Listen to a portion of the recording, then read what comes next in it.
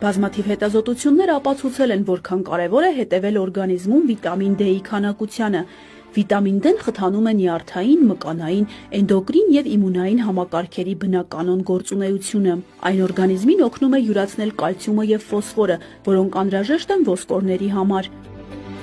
Վերջին տարիների ուսումնասիրությունները ցույց են տվել, որ այս վիտամինը ունի նաև պաշտպանական գործառույթ։ Կրճատում է քաղցկեղային բջիջների աճը, ամրացնում իմունիտետը, օգնելով պայքարել վարակների դեմ, նվազեցնելով բորբոքային գործընթացները։